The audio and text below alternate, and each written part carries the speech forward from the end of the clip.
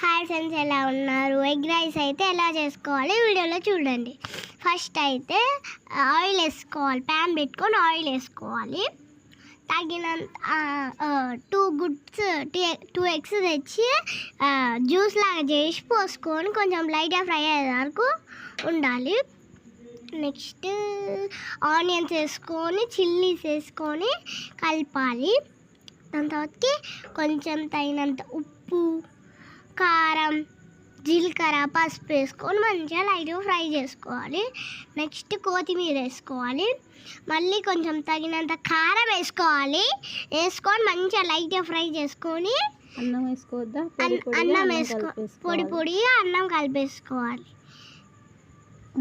లాస్ట్కి ఇట్లా కలబెట్టి మంచిగా కొత్తిమీరతో గార్నిష్ చేసుకోవాలి.